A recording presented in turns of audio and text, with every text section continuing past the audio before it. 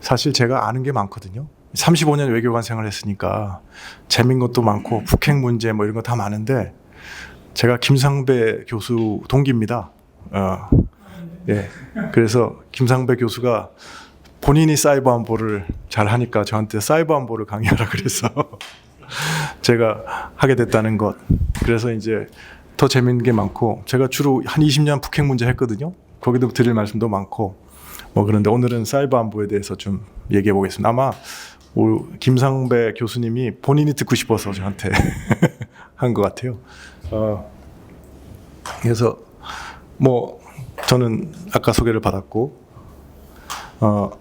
사이버 안보의 세계에서는 2012년이라는 때가 제일 중요합니다. 2012년 사이버 안보 세계에서는 2012년 이전과 2012년 이후로 나뉩니다. 지금 25년이니까 한 13년 정도인데 그건 뭐냐면 2012년이라는 게 스톡스넷이라는 게 발견된 해예요. 예, 스톡스넷. 그래서 그 전까지 2012년 우리가 뭐 사이버 스페이스 총회 옛날에 하고 그랬거든요. 그때만 해도 이 사이버 안보 문제는 뭐라고 생각했냐면 사이버 세계에서 다른 컴퓨터에 들어가서 다른 컴퓨터에 저장되어 있는 데이터를 손망시키거나 아니면은 다른 컴퓨터의 작동을 멈추거나 아니면 거기 있는 데이터를 빼내가거나 뭐 이 정도가 사이버 안보의 문제였습니다. 옛날에는. 근데 2012년에 사실은 한 2009년 10년 사이에 있었던 일인데 지금 이란 사태 있지 않습니까? 이란 사태 스토리가 그때도 나옵니다. 그때도 이스라엘 총리가 네타냐후 총리였어요. 그래서 이란이 그때도 핵 개발을 시작을 했거든요. 근데 중동 지역에서 이스라엘의 정책이 있습니다. 중동 지역 국가가 핵 개발을 하면 이란은 가서 무조건 때립니다. 그래서 때려서 없애거든요. 이라크의 오시리스크 원전인가도 그랬고 시리아에 북한이 줘준 5메가와트짜리 원자로도 그랬고 다 그냥 때려버립니다. 그래서 그때도 이란이 처음 핵 개발을 하니까 이스라엘이 가서 공격을 하려고 그랬어요. 공격을 하려고 미국에다 이제 통보를 합니다. 미국에 통보를 하니까 왜 김상배 교수님 처음 듣는 얘기처럼 처음 듣는 얘기인데? 아니 퍼펙트 웨폰에 다 나와 있는 얘기인데 저기 때리려고 하니까 오바마 대통령이 큰일 난 겁니다. 통보를 받았죠. 이제 공격해서 때리겠다. 그런데 오바마 대통령 입장에서는 아니 이스라엘이 이란을 폭격을 하면 이란이 가만 안 있지 않겠습니까? 반격을 하면 이게 중동의 대전쟁으로 번지는데 그러면 지금도 얘기하시지만 호르무즈 해협도 막힐 수가 있고 막 하여튼 머리가 복잡한 겁니다. 그래서 오바마 대통령이 잠깐 이렇게 해서 요번하고 다르죠. 트럼프 대통령하고는 잠깐 하고서 뭐라고 얘기했냐면 내가 그거보다 이 폭격하는 것보다 더 좋은 대안이 있다. 그러니까 그게 뭐냐 하니까 내가 사실은 미국이 아껴놓던 사이버 무기가 있었던 거죠. 그 이름이 스톡스넷. 내가 사이버 무기를 쓰겠다. 그러니까 굳이 그 비행기가 그러니까 폭격기가 가서 폭격 안 해도 된다. 이렇게 된 겁니다. 그래서 미국이 스톡스넷이라는 사이버 무기를 사용해서 뭐냐면 원심 분리기 있지 않습니까? 원심 분리기는 계속 돌아가야 되거든요. 일정한 속도로. 근데 이게 주파수가 좀 틀려지거나 이러면 다 고장이 납니다. 그래서 스톡스넷이 이제 거기에 있는 원심 분리기를 다 고장을 냈어요. 뭐 어떤 자료에는 한 100개 정도라 그러고 어떤 거에는 한 1000개 정도라 그러고 이게 이제 원심 분리기가 캐스케이드로 돼 있거든요. 요새 언론에 많이 나오니까 보셨겠지만. 그러니까 이제 원심 분리가 돌아가는 게 막 고장이 나니까 이란이 멈춘 거예요. 돌릴 수가 없는 거죠. 그래서 원심 분리기를 돌렸는데 그러니까 중단을 시키고 원인을 알 수가 없는 겁니다. 이란이. 그래서 왜 이러지? 그러니까 이제 농축 우라늄이 생산이 안 되는 상황이 되는 거죠. 그렇게 된 기간이 한 1년 이상 이렇게 되는데 그 기간 동안에 오바마 대통령이 미국이 할 수 있는 가장 강력한 경제 제재를 이란에 가합니다. 그때 동원됐던 게 요새도 이제 말이 많이 나오는 세컨더리 생션이라는 걸 했는데요. 이란에 대해서. 그러니까 우리 법의 대원칙이 뭐냐면 선의의 피해자, 아니 그러니까 선의의 계약은 보호해 주는 게 기본적으로 모든 거의 원칙이거든요. 근데 이란하고 거래한 사람은 선의의 계약을 한 사람도 다 제재를 하는, 그게 세컨드 생슈니까 엄청 무섭죠. 누구도 이란하고 거래를 하지 않게 만드는 거니까. 그렇게 하니까 이제 이란이 농축 우라늄은 안 만들어지고 엄청난 경제 제재를 당하니까 더 이상 못 견디겠다 하고 이제 미국이 원하듯이 협상을 시작했습니다. 그래서 몇 년의 협상 끝에 맺어진 게 소위 말하는 JCPOA라는 겁니다. 그러니까 들어보셨을 것 같은데, 그래서 이제 그 이란 핵 문제가 협상으로 이제 일단 타결을 맺었는데, 그러다가 이제 트럼프 대통령 오면서 JCPOA가 잘못된 협상이라고 그냥 걷어차면서 오늘날의 이제 상황이 됐지만, 어쨌든 이 스톡스넷이라는 사이버 무기를 써가지고 이 소위 말해서 나탄즈 농축 시설이나 이런 거를 고장을 내서 미국이 이제 이란을 갖다 협상장으로 끌어내는데 성공했는데, 근데 이게 이란이 누가 한지 뭐 때문에 그런지 몰랐다고 그랬는데, 이 스톡스넷이 사이버 무기지 않습니까? 사이버 무기는 달리 말하면 악성 코드죠, 악성. 그러니까 바이러스, 컴퓨터 바이러스입니다. 쉽게 말해서. 근데 이 바이러스가 필립스인가 하여튼 유럽산 어떤 전자 제품에 딱 작용하게 만들었답니다. 왜냐하면 아마 이제 원심 분리기가 아마 주로 유럽산 부품을 많이 썼던 모양입니다. 거기를 작용하도록 만들었는데, 근데 이게 기본적으로 컴퓨터 바이러스도 바이러스거든요. 이렇게 자꾸 퍼져나가는 겁니다. 그러니까 2012년경에 이게 발견이 됐어요. 이거 뭐지? 보니까 컴퓨터 바이러스인 겁니다.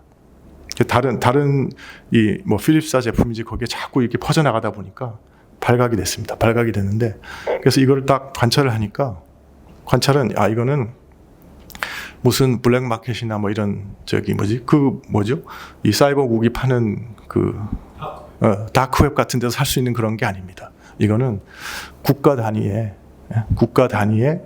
이 대단한 기관이 만들 수 있는 거다. 전 세계에서 이런 무기 만들 수 있는 건 미국의 NSA밖에 없다. 이렇게 이제 결론을 내린 겁니다. 결론을 내는데, 그래서 이 스톡스넷이 발견되고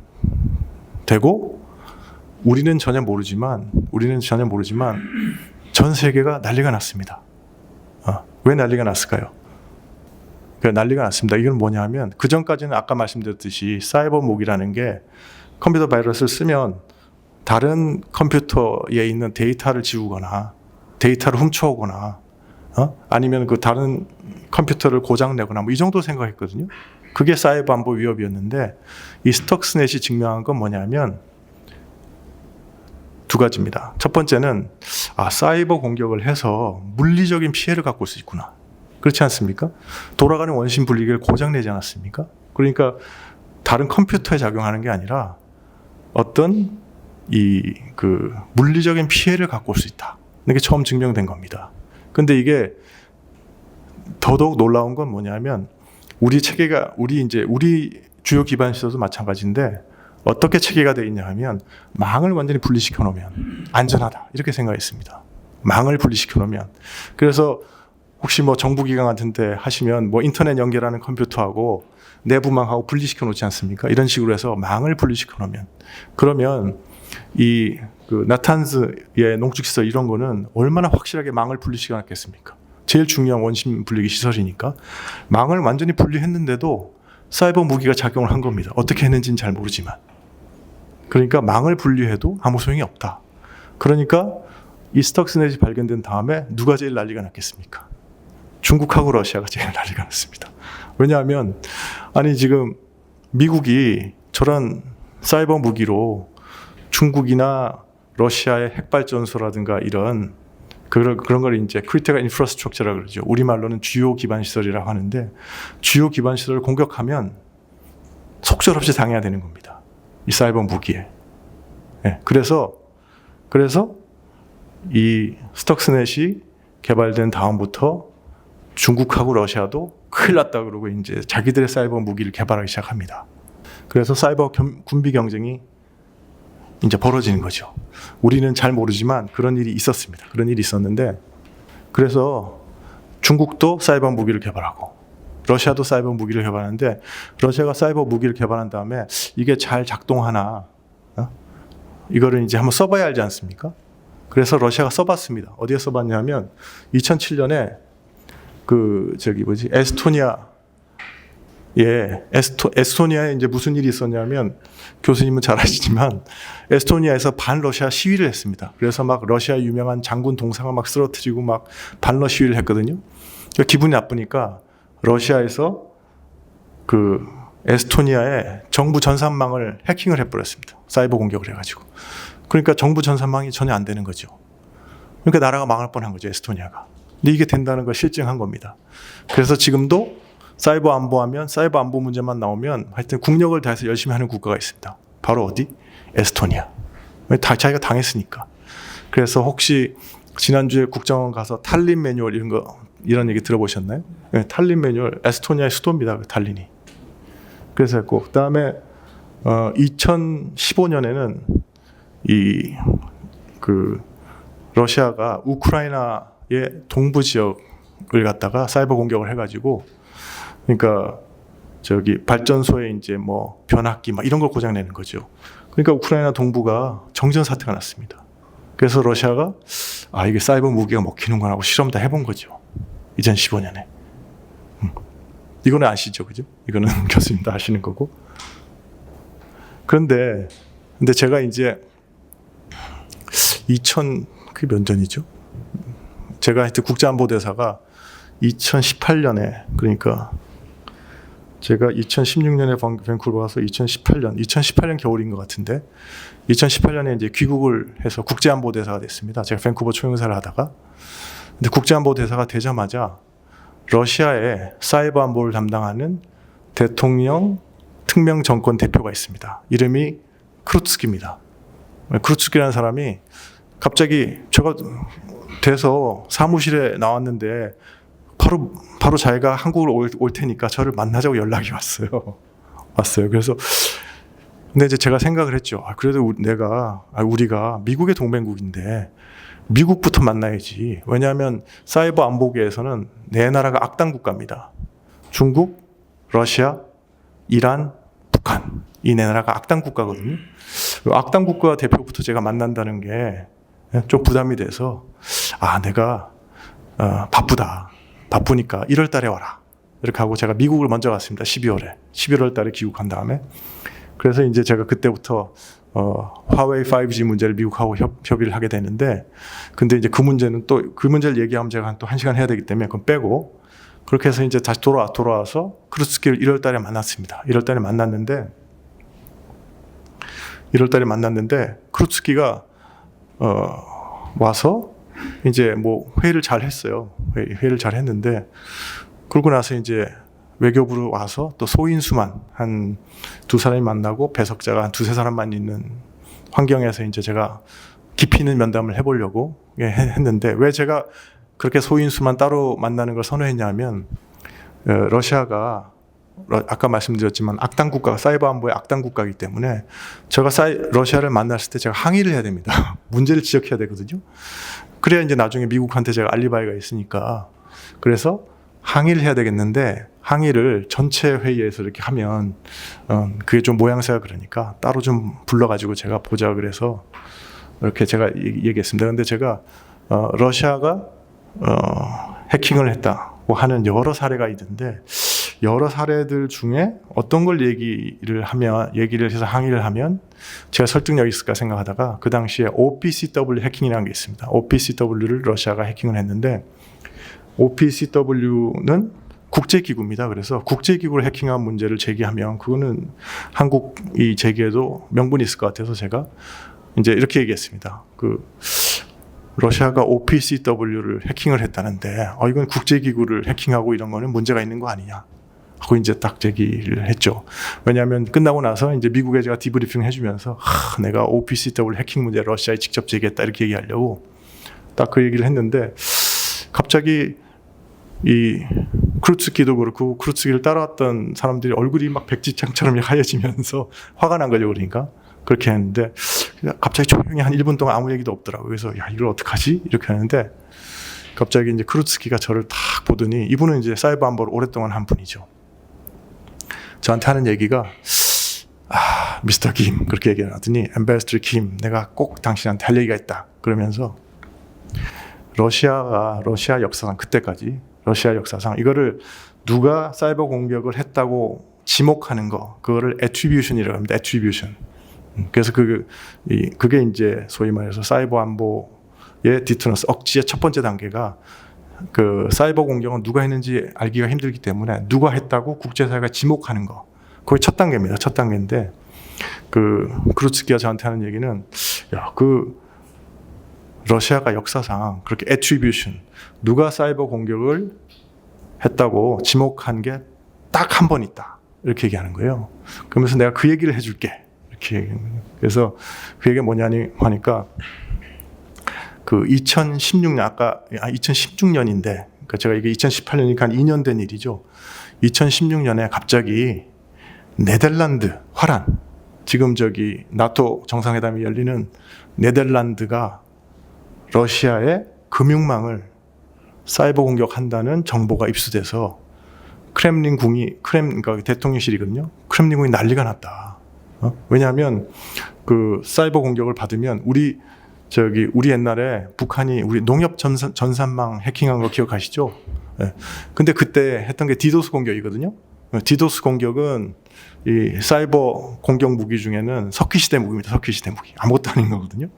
그거보다 훨씬 강력한 사이버 공격을 네덜란드가 러시아 금융망을 향해서 한다는 정보가 입수가 된 겁니다. 근데 그러면 러시아는 난리가 난 거죠. 왜냐하면 금융망이 작동을 안 하게 되면 사람이 가서 은행 예금도 안 되고 그다음에 돈 송금도 안 되고 그러면 사실 경제가 어마어마한 타격을 받지 않습니까? 그래서 이제 크렘린의 회의실에 관련된 사람들 다 모여서 이제 회의를 했답니다. 회의를 하는데 전부 프리엠션을 얘기했다는 거예요. 참석자들이. 아니 우리 금융망이 다운되면 우리 경제 망하는 거야. 이거 어떻게 보고 있어? 그러니까 프리엠션을 하자. 프리엠션이 뭐냐면 러시아가 화란을 갖다가 사이버 공격을 먼저 하는 겁니다. 그러면 러시아의 인터넷망이 다 다운돼 버리는 거죠. 그러면 그 인터넷망을 사용해서 공격을 못 하니까. 그래서 프리엠션을 하자 이렇게 간다는 겁니다. 그런데 크루츠키 얘기는 이분이 나이도 많으신 분이에요. 거의 그때 당시 한 60대 중반 정도 되신 분인데 크루츠키가 자기가 곰곰이 생각해 보니까 근데 프리엠션을 하게 되면 거꾸로 화랑 경제가 네덜란드 경제가 하루아침에 무너지는데 그렇지 않습니까? 인터넷이 안 되는 국가가 요새 있을 수가 있습니까? 이러면 이건 또 아주 영어로 hostile act 그러니까 이제 상당히 공격적인 행위가 돼서 나토하고 또 어떤 문제가 생길 수 있지 않을까 뭐 이런 걱정이 들어서 자기가 그러지 말고 우리 외교로 해결해 보자 이랬다는 겁니다. 그랬더니 크렘린궁 회의에 참여했던 사람들이 자기가 외교로 해결하자 그랬더니 전부 다 그래 그럼 네가 가서 해결해라 그랬다는 거예요. 그래서 크루츠키가 바로 나와서 공항으로 가가지고 비행기를 타고 이제 네덜란드로 날아간 겁니다. 왜냐하면 급박하니까 지금 하루 이틀이면 사이버 공격을 한다는 정보가 입수됐으니까. 그래서 이제 자기 카운터파트, 그러니까 그때 당시 제가 국제안보대에서 했으니까 화란에 저 같은 사람을 만난 거죠. 이렇게 면담을 한 거죠. 그래서 만나서 이렇게 얘기했답니다. 야, 화란이 우리 러시아의 금융망을 공격한다는 정보가 입수됐다. 그래서 지금 우리 크렘린궁에서 좀 전에 내가 회의하다 왔는데 그래서 지금 프리엠션 하자고 난리다. 근데 우리가 프리엠션을 하면 너희 인터넷망 다 끊어진다. 그럼 너희 나라도 너희 경제도 망하는 거다.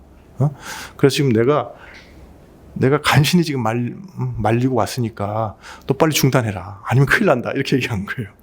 그러니까 그 말을 들은 이제 화란의 사이버 안보 대사가 얼굴이 하얗게 된 거죠. 이게 뭐냐 그러고 바로 이제 나가서 이제 총리하고 통화하고 뭐 하고 이제 들어오더니 화란의 이제 사이버 안보 대사가 이렇게 답을 했답니다. 내가 화란에서는 절대로 러시아의 금융망을 공격할 계획이 없다. 그걸 내가 보장한다. 이렇게 얘기를 하고 그리고 그러니까 너희가 그러니까 러시아가 무슨 정보가 있다 그러면 우리가 전적으로 조사에 협조하겠다. 이렇게 해서 바로 조사에 들어갔답니다. 바로 조사에 들어갔는데 조사를 해봤더니 우크라이나에 있는 웹 호스팅 컴퍼니가 화란에 자회사를 설립해가지고 화란에 있는 그 자회사가 이제 러시아의 금융망을 공격하려고 준비하고 있었던 겁니다. 준비하는데 뭐가 신호가 포착되니까 러시아가 큰일 났다고 그러고 이제 와서 화란 이렇게 한 건데 그게 밝혀져서 그러니까 크루츠키 얘기는 그때가 러시아 국방부가 최초로 다른 나라가 우리를 사이버 공격하려 했다 하고 애트리뷰트 지목한 유일한 경우다. 이렇게 저한테 설명을 하는 거예요. 그렇게 설명하면서 저한테 뭐라 그러냐면 그래서 네가 나한테 러시아가 OPC 서버를 해킹했다고 지금 얘기했는데 그렇게 얘기하는 거는 또 조심해야 된다. 사이버 안보상에서는 누가 했는지 알 수가 없다. 그래서 우리도 그때 화란이 했다고 그냥 생각하고 그냥 화란에 프리엠션 했으면 난리가 난 거 아니냐. 너도 나한테 러시아가 OPCW 해킹을 했다고 얘기하려고 그러면 확실한 증거가 있어야 되는데 사이버 공간에서는 증거가 있을 수 없다. 우리 러시아가 협력을 하기 전까지는 너희 밝힐 수 없다. 이렇게 했는데 우리가 협력한 적이 없는데 네가 무슨 근거로 OPCW 해킹을 했다 그러냐. 그렇게 이제 얘기를 하는 겁니다. 그렇게 얘기를 하고 그래서 거기까지는 저는 뭐 대로 주고 말로 받았네 이 정도 생각을 하고 있는데 크루츠키가 이제 그 다음 계속 저한테 하는 얘기가 그런데 내가 모스크바로 화란에서 돌아오는 비행기 안에서 비행기로 이제 타고 돌아온 다음 그날 밤부터 내가 밤에 잠을 못 잤다 이렇게 얘기하는 겁니다. 그래서 내가 왜 잠을 못 잤냐 하면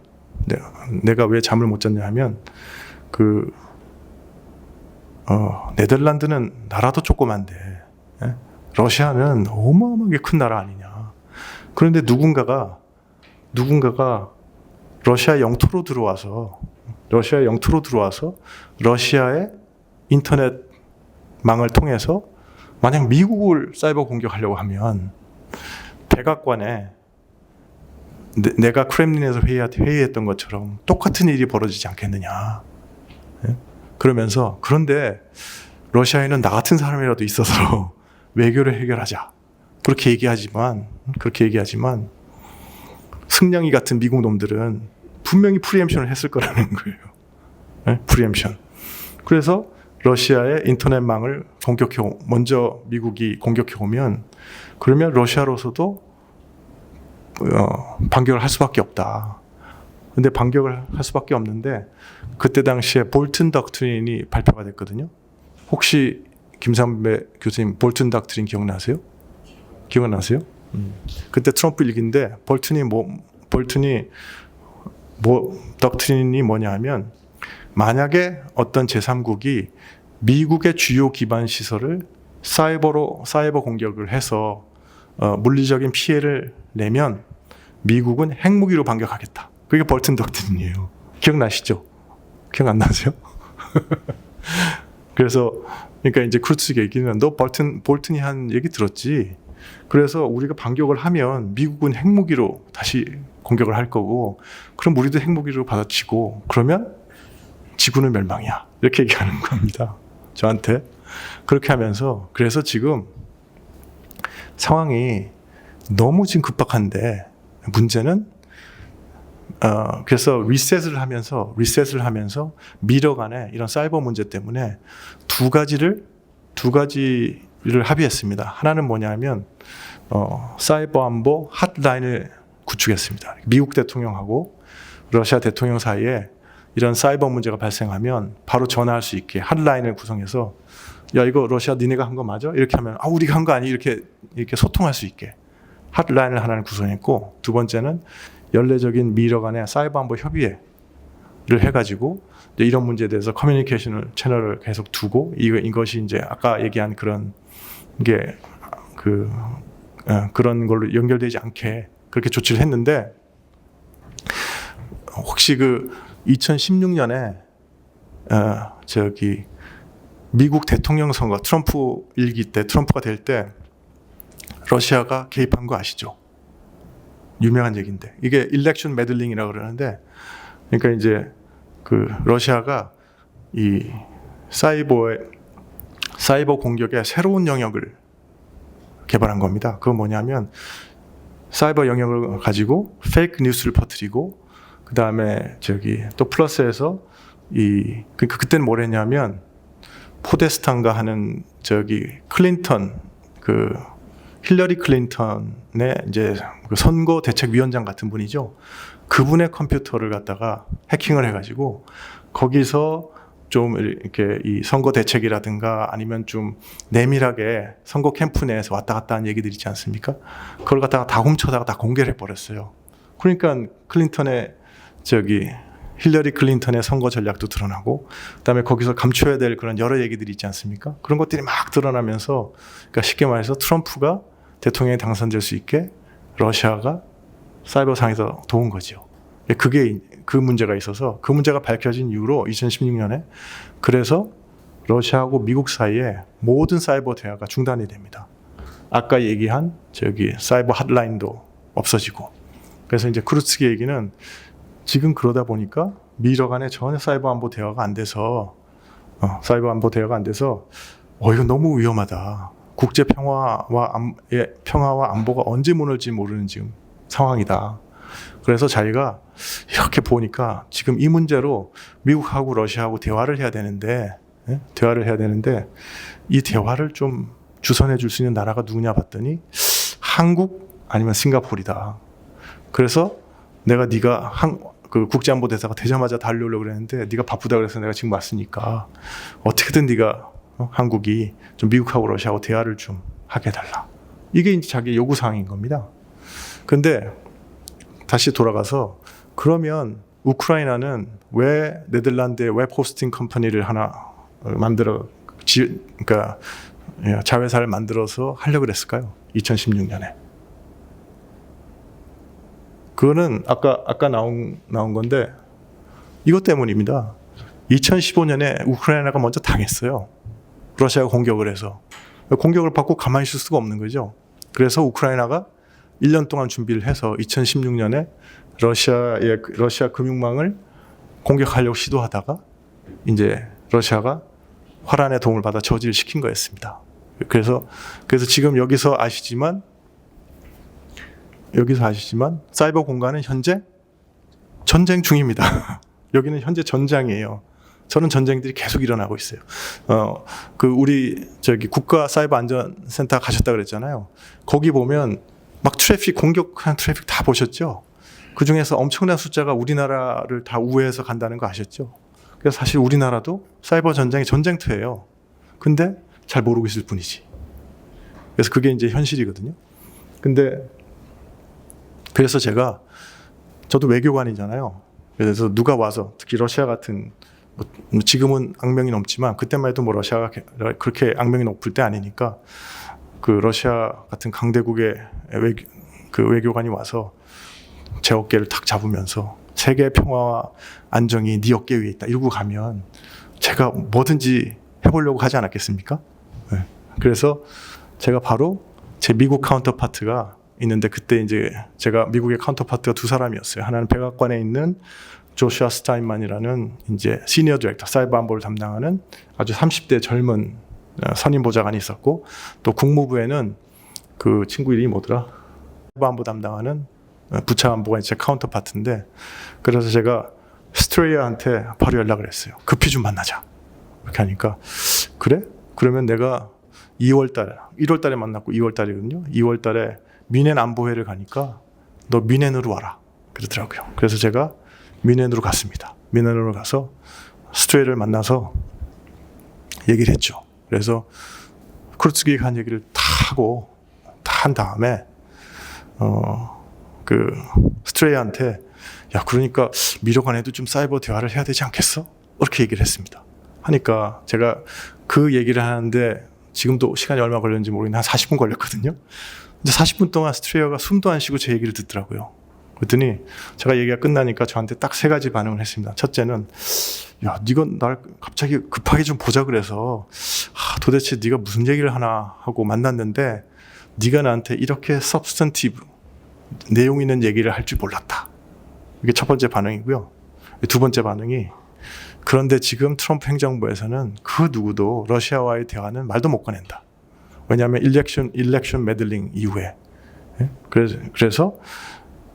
그래서 나한테 러시아하고 대화를 붙이고 뭐 이런 얘기 하지 마라. 두 번째고 세 번째는 한국은 미국의 동맹국이지 않느냐. 그러니까 러시아하고 우리하고 뭐 대화를 붙이고 뭐 이런 걸 할 게 아니고 우리가 지금 그 사이버 시큐리티 디터런스 이니셔티브라고 하는데 사이버 억제 이니셔티브를 해서 러시아나 중국이나 이란이나 북한 같은 이 악당들을 갖다가 억제하는 그런 노력을 하려고 그러니까 나한테 이런 얘기 뭐 대화하라 이런 얘기 하지 말고 한국은 미국하고 협력해서 이 억지를 강화하는데 하여튼 최선을 다하면 좋겠다 이러더라고요. 제가 얼마나 실망했겠습니까. 세계 평화를 한번 지켜보려다가 가서 창피만 당하고 가는 것 같아서 실망하면서 이제 떠나는데 갑자기 그 밥 스트레이어가 저한테 야 근데 그냥 가지 말고 자기하고 사진 찍고 가자 그러더라고요. 그래서 사진을 찍었습니다. 그랬더니 밥 스트레이어가 자기 소셜 미디어 SNS에 딱 저하고 찍은 사진을 올려더니 오늘 내가 한국의 대표인 엠베서더 김건하고 아주 서브스턴시브한 디스커션을 했다 하고 올리더라고요. 그리고 재밌는 게 그 일이 있고 나서 하여튼 스트레이어가 저한테 되게 잘해줬습니다. 무슨 일인지 모르지만. 그래서 하여튼 그래서 이제 둘이서 바르샤바 프로세스 사이버 안보 워킹 그룹 회의 저런 것도 만들고 했거든요. 어쨌든 이게 이제 스토리인데 그래서 제가 쉽게 말해서 사이버 안보가 지금 국제 정치에서 어떤 거를 하고 있는지 좀 깨닫게 되는 계기가 됐거든요. 그러니까 이게 장난이 아니라 현실적으로 강대국 사이에는 이게 사실상 제2의 핵무기인 겁니다. 그렇지 않습니까? 저 나라가 나를 사이버 공격을 하면 우리 지금 전기도 다 나가고 인터넷망도 먹통되고 뭐 이렇게 이게 가능해졌는데 근데 누가 그런 공격을 하면 누가 공격을 하는지 잘 알 수도 없고 이게 사이버 공간이거든요. 그러니까 이 사이버 공간에서 이걸 어떻게 억제해야지? 핵무기는 어떻게 억제하면 되는지 아는데 사이버 공간은 어떻게 할지 이론도 없고 이렇게 이제 한 겁니다. 그래서 미국에서 사이버 안보를 연구하는 학자들이 누구냐 하면 억지 이론 제일 먼저 이렇게 페이퍼 쓰고 그러는 게 조셉 나이라고 들어보셨어요? 조셉 나이 하버드대. 그다음에 제가 미국에서 순위 버플러에서 유학할 때 거의 게임 시어를 많이 해가지고 제가 읽은 책 중에 데이비드 엑셀로드라는 교수가 있었거든요. Evolution of Cooperation이라는 책을 쓴. 근데 그분이 이런 거 하고 계세요. 사이버 공간에서 억지는 어떻게 할까? 그러니까 미국에서는 최고의 지성이 지금 이거 사이버 무기는 새로운 핵무기인데 이거는 도대체 어떻게 억지를 해야 될까? 뭐 이런 거 하고 있거든요. 우리나라에서는 우리 김상배 교수님이 그 문제를 지금 하고 계시고요. 그래서 그거를 겪으면서 제가 이제 소위 말해서 사이버 안보란 게 어떤 문제인지에 대해서 이해도 하게 되고 제가 미국에 제 카운터파트도 있고 그래서 이제 그 카운터파트들하고 그다음에 화웨이 5G 문제에 대해서 이제 협의를 하는데 그건 딴 스토리니까 빼고 그렇게 해서 이제 미국의 카운터파트도 아주 친해졌는데 지금도 요새도 만나거든요. 그 로버트 스트레이어는. 근데 그러다가 제가 이제 차관보가 되고 그다음에 영국 대사관 갔다가 다시 돌아와서 한 번 더 평화교섭본부장이 됐습니다. 근데 그 전에 하나만 말씀드릴게요. 그래서 이게 강대국 사이의 사이버 안보가 얼마나 중요한 문제냐면 이게 바이든 대통령이 푸틴하고 한 첫 정상회담이에요. 근데 첫 정상회담에 가장 중요한 결과가 두 가지입니다. 하나가 뭐냐면 핵전쟁 방지 위한 전략적 안정성에 관한 공동성명이에요. 핵무기에 관한 거예요. 근데 두 번째가 뭐냐면 양국 사이버 안보에 대한 협의 시작 합의예요. 그러니까 이 두 가지 사안이 그때 정상회담에서 가장 큰 성과물이다 이렇게 얘기했거든요. 그만큼 강대국 사이에서는 사이버 안보 문제가 아주 첨예한 문제인 거죠. 근데 사실은 그때 미국 언론을 보시면 이렇게 두 개가 크게 나왔는데 우리 언론에서는 사이버 안보가 그렇게 중요한 문제인지 모르니까 이렇게 밑으로 뺐어요. 층위가 다른 것처럼. 근데 미국 발표는 두 개가 제일 중요한 문제였습니다. 그래서 그 정도로 이미 국제 정치에 있어서 사이버 안보는 엄청나게 중요한 문제가 돼 있는 겁니다. 돼 있는데 근데 이제 제가 영국 대사를 하고 서울에 이제 들어와서 한반도 평화교섭본부장이 돼서 들어왔거든요. 들어왔는데 들어오니까 뭘 해야 되지?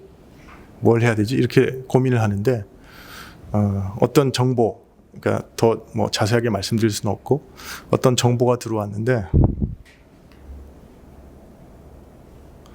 그 정보는 뭐냐면 북한 경제가 계속 안 좋잖아요. 북한 경제가 계속 안 좋으니까 김정은이 어느 날 이제 무기를 만드는 북한의 무기를 만든 연구소가 여러 개가 있거든요. 뭐 제2자연과학원 막 이름은 다 평화로운 것 같은데 사실은 다 무기 만든 연구소들입니다. 그 연구소들 다 모아놓고 야, 내가 이제 돈이 없다. 돈이 없으니까 저기 니네들이 스스로 돈을 벌어가지고 무기를 만들어라. 이렇게 지시를 한 겁니다. 근데 우리나라는 이런 얘기하면 멘붕이 오겠죠. 뭐 우리 저기 카이스트라든가 뭐 아니 여러 카이스트는 아니고 뭐 무기 연구하는 그런 데다가 우리 무기 만든 데가 어디죠? KDD인가? 뭐 ADD에다가 갑자기 야 니네가 돈 벌어서 무기를 개발하라 그러면 ADD의 박사님들이 이제 뒤로 나자빠지겠죠. 근데 북한은 그렇지 않습니다. 왜냐하면 북한은 기본적으로 자기 운영비 이런 건 스스로 다 벌어야 돼요. 기관들이. 근데 이제 운영비만 버는 게 아니라 이제는 연구비도 다 벌라는 거예요. 근데 돈이 없으니까 김정은이. 그렇게 해서 얘기하니까 그런데 그 북한의 연구소들 중에서 아주 이 경영 마인드가 있는 연구소가 하나 있었던 거죠. 그래서 야, 돈을 벌어야 될 텐데 우리가 어떻게 하면 돈을 벌 수가 있지? 라고 생각을 한 겁니다. 그러니까 그러니까 그 연구소에서 이제 내린 결론이 우리가 많은 게 컴퓨터를 잘 다룰 수 있는 젊은 박사들이 많잖아. 그래서 얘네들을 활용하면 되겠다. 그래가지고 그래서 결국은 뭐냐면 중국에다가 한 10명이나 11명 정도 이 젊은 박사를 보내는 겁니다. 그래서 그 중에서 한 3명은 뭐 미사일 부품이나 설계하고 만들고 뭐 이런 걸 하고요. 그다음에 미사일 부품을 설계하고 만들고 뭐 이렇게 하려면 돈이 들잖아요. 그 돈은 나머지 한 7명이 버는 겁니다. 근데 그러면 나머지 7명이 어떻게 벌까요? 그 돈을. IT 인력에 대해서 버는 겁니다. IT 인력. 그래서 우리는 잘 모르는데요. 뭐 링크드인 이렇게 이제 잡 사이트가 많이 있거든요. 거기 가면 실리콘밸리나 이런 데서 야, 이런 프로그램 만들 수 있는 사람. 이런 뭐 데이팅 앱 만들 수 있는 사람 이렇게 계속 잡이 이제 뜬대요. 그러면 그 사람이 어플라이를 해가지고 나 이거 만들 수 있어. 그러면 뭐 그 실력 있는지 시험하기 위해서 테스트를 한답니다. 야, 그러면 이거를 뭐 2시간 내에 만들어봐. 그러면 쫙 해서 보내면 잘 만드네? 그럼 계약 이렇게 된다는 거거든요. 모든 게 인터넷으로 다 이루어진 사람 볼 필요도 없고 그런 계약들이 많은데 북한의 그 박사급 인력들이 이제 그걸 하는 겁니다. 중국에 앉아가지고 이렇게. 그래서 그런 애플리케이션이나 뭐 아니면 홈페이지나 뭐 이렇게 이 만드는 거 서비스를 해서 파는 거죠. 그러니까 보내면 상품을 납품하면 그럼 돈이 오고 그런 어떤 IT 인력으로 해서 돈을 버는 겁니다. 그런데 그게 어느 정도 규모나 하면 보통 한 팀당 연 200만 달러를 번다는 거거든요. 아까 말씀드린 한 7명, 8명 이렇게 가면. 근데 그런 팀이 동북 삼성만 한 50개 팀 이상이 있다는 거예요. 그럼 얼마죠? 200만 불 곱하기 50? 1억 불이에요, 1억 불. 근데 그러면 그 팀이 뭘 하는 거죠? 그 팀이 중국에 와서 설계도 그리고 부품 해가지고 미사일 부품 다 만들어서 북한을 갖고 들어가는 거예요. 그러니까 우리가 뉴스에서 보시면 야, 북한 경제가 지금 엄청나게 문제가 많고 북한 주민들이 굶어 죽어간다. 이런 소리를 듣는데 한쪽에서는 계속 미사일을 날려요. 미사일 시험하고 저게 어떻게 가능하지? 이렇게 가능한 겁니다. 이렇게 돈을 벌어서 이거는 북한 경제와 아무 상관이 없는 거예요. 자기들이 와서 벌어가지고 이렇게 날리는 거죠. 그러니까 제가 이 보고를 접하고 야, 이거를 가만히 놔두면 안 되겠다. 그래가지고 제가 이제 첫 방미를 가서 아까 제 조슈아 스타인만이 제 카운터파트였잖아요. 그래서 조슈아 스타인만의 후임을 좀 면담을 했으면 좋겠다. 이렇게 얘기를 하니까 백악관에서 연락이 왔는데 그 시니어 디렉터 자리는 없어지고 그 자리가 지금은 국가안보 부보좌관 자리가 됐다. 그래서 그게 Deputy National Security Advisor 자리가 됐는데 거기는 NSA에 있던 어떤 여자분이 와서 국가안보 부보장을 하고 있다. 그런데 그분이 앤 뉴버거예요. 그래서 제가 이제 앤 뉴버거를 면담을 신청했는데 국가안보 부보장이 만나주더라고요. 그래서 만났어요. 만나서 제가 지금 이 얘기를 쫙 했어요. 그래서 야 이게 지금 북한이 우리하고 미국을 위협하는 미사일을 만드는데 이렇게 쓰고 있는데 이거 우리 막아야 되지 않겠느냐. 같이 좀 막아보자. 이렇게 얘기를 하니까 그랬더니 앤 뉴버거가 저한테 뭐라고 하냐 하면 너 혹시 X 인피니티란 말 들어봤니? 그러는 거예요. X 인피니티. 그래서 그때까지는 아직 공개가 안 됐던 거였거든요. 그래서 아니 못 들어봤는데 그랬더니 X 인피니티란 싱가포르에 있는 게임 컴퍼니가 있는데 북한의 해커가 이 X 인피니티를 갖다가 해킹을 해가지고 6억 2천만 불을 훔쳐갔어. 그렇게 하면서 나는 이게 더 심각하다고 생각해. 이렇게 얘기하는 겁니다.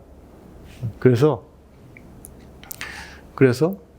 제가 이제 그러면 요 북한 IT 인력 문제, 그 다음에 북한 IT 인력 문제, 그 다음에 북한의 해커 문제, 이거 두 개를 묶어서 우리가 한미 양국 정부 간에 TF를 만들어서 공동 대응을 하자. 그 제안을 했어요. 그러면서 제가 뭐라고 얘기했냐면 비록 X는 X 인피니티가 많지만 내가 봤을 때는 북한의 IT 인력 문제가 더 심각하다. 왜냐? X 인피니티는 도둑질한 거 아니냐. 도둑질한 거는 결국 시간이 가면 도둑질은 더 어려워진다. 왜냐하면 누가 돈 뺏기고 가만히 있을 사람 없잖아요. 점점점 방어를 강화할 테니까 저 문제는 어떻게 보면 시간이 가면 갈수록 해결하는 거지만 IT 인력 문제는 미국의 기업도 베네핏이 있고 북한 IT 인력도 돈을 벌고 서로 좋은 게임이다 이거는. 그러니까 이거는 시간이 가면 갈수록 더 커진다 이거는. 그러니까 내가 봤을 때는 어떤 게 더 심각한 문제라고 할 수가 없다. 둘 다 지금 우리 같이 해야 된다. 이렇게 해서 두 가지 문제를 같이 해서 우리가 TF를 구성하고 대응을 하기로 했습니다. 대응을 하기로 했는데 근데 그래서 한미 사이버 태스크포스를 출범시켜서 저희가 이제 이 작업을 계속 지금 몇 년째 하고 있는데 문제는 이게 다 인텔리전스 오퍼레이션이 포함되어 있어서 이걸 뭘 어떻게 하고 있는지 어떤 성과가 뭔지 이걸 대외적으로 설명할 수가 없어요. 그래서 오늘 제가 설명할 수 있는 최대한으로 설명을 해보겠습니다. 근데 그러니까 태스크포스를 출범해서 가령 IT 인력은 어떻게 막느냐 하면 막을 수 있냐 하면 사실은 IT 인력 막기가 되게 쉬워요. 왜냐하면 미국의 IT 회사에서 고용을 안 하면 되는 거거든요. 그러니까 미국의 IT 회사들한테 계속 경고를 하는 거죠. 북한 IT 인력을 고용하면 큰일 난다. 제재를 받을 수도 있다. 이렇게 얘기를 하면서 어떻게 하면 북한 IT 인력을 고용하지 않는지에 대해서 저희가 안내를 합니다. 근데 방법이 그렇게 어렵지가 않아요. 첫 번째, 반드시 화상 면접을 할 것. 고용하기 전에. 화상 면접을 하면 화상 면접의 조건을 붙이면 벌써 한 90% 정도가 이제 떨어지게 됩니다. 왜냐하면 북한 사람이 나와야 되잖아요. 북한 사람들이 IT 인력이 될 때 어떻게 하냐 하면 인터넷에서 한 200불만 주면 아이디를 사거든요. 주로 백인 아이디를 삽니다. 백인으로 위장해가지고 어플라이를 하는 거예요. 그 사람 아이디로. 그런데 면접을 하면 갑자기 동양인이 나오잖아요. 그러면 이거 아이디가 잘못된 페이크 아이디네 알 수 있으니까 고용을 안 하지 않겠습니까? 화상 면접을 하면 효과가 있습니다. 두 번째는 화상 면접을 하면 가끔 이런 케이스가 있었대요. 분명히 위에는 백인인데 밑에 손은 동양인의 손이라는 거예요.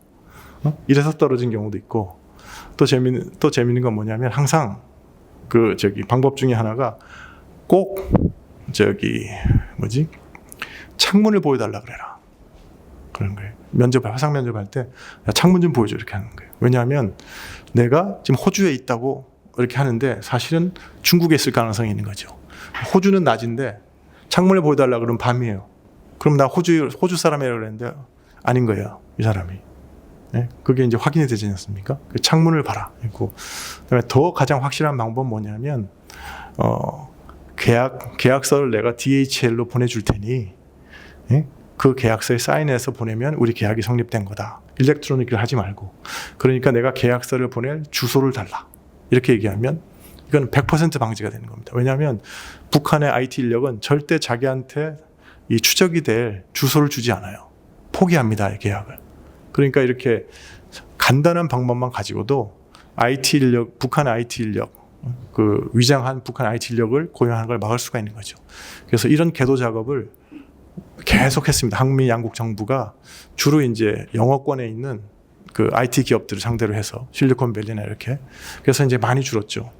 네, 플러스에서 그 저기 아까 말씀했지만 링크드인 뭐 이런 그 잡을 찾는 데 있지 않습니까? 잡을 찾는 데다가 이제 북한 IT 인력의 특성이나 뭐 이런 걸 저희가 다 알려주는 겁니다. 한미 양국 정부가 정보를 모아서 알려주면 이런 네트워크에서 자기들이 막 돌려요. 뭐 요새는 AI도 있으니까 막 돌리면 이거 북한 계좌, 북한 IT 인력 계좌인데 그러면 그걸 탁탁탁 차단하는 겁니다. 그렇게 하면 이제 북한 IT 인력이 저런 링크드인 같은 데에서 잡을 찾는 게 봉쇄가 되니까 많이 막아지는 거죠.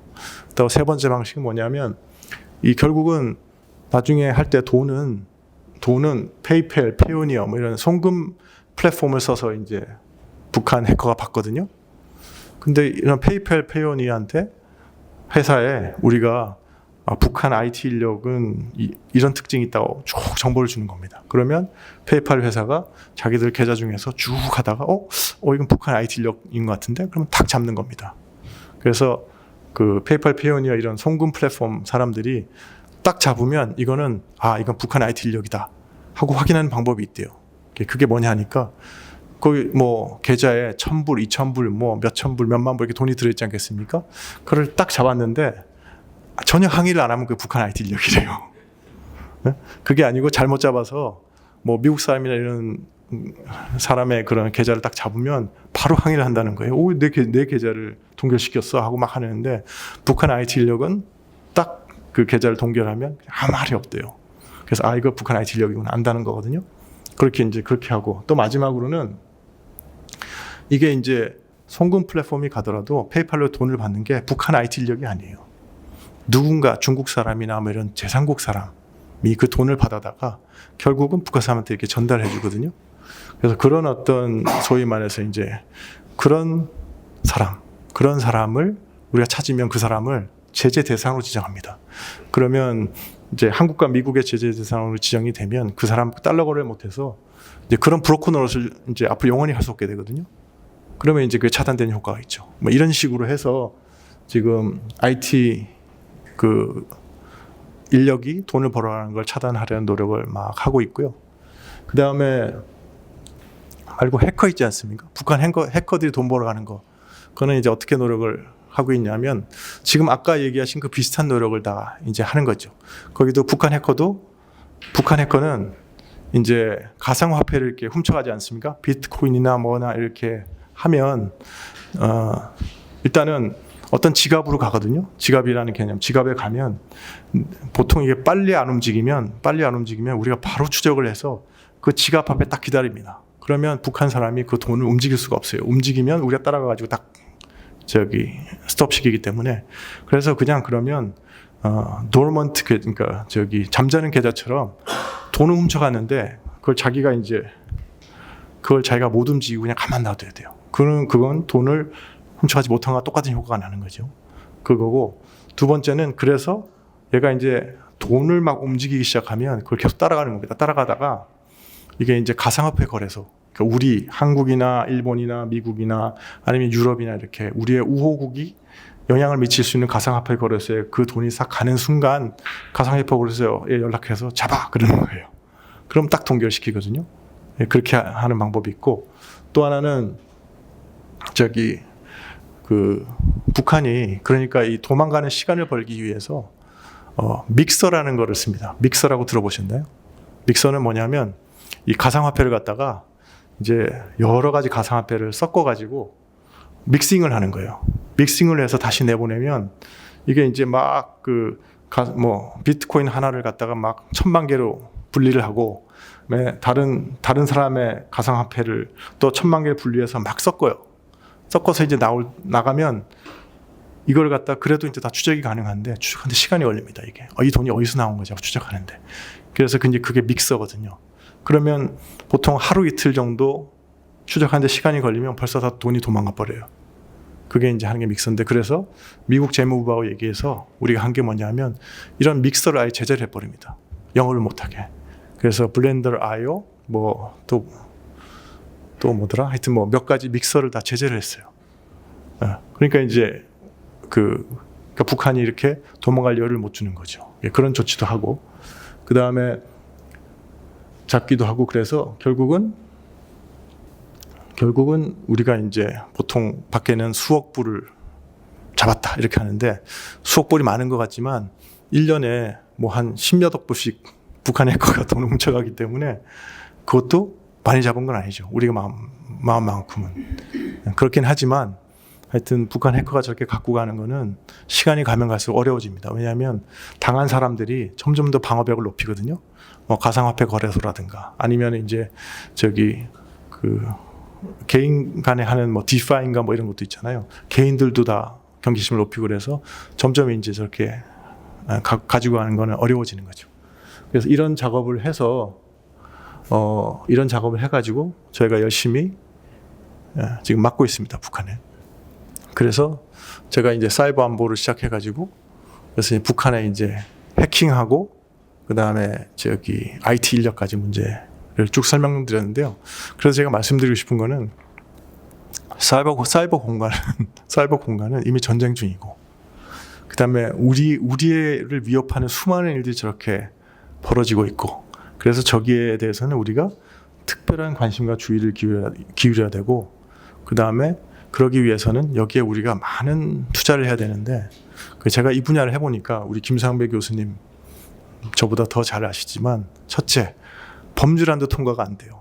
사이버 안보 기본법 오랫동안 하려고 하는데, 사이버 안보 기본법을 하면 국정원이 무슨 빅브러더가 돼가지고 우리 국민들의 기본권을 침해할 것 같다 그러면서 절대 통과가 안 됩니다. 그래서 사이버 안보 기본법도 없고, 그 다음에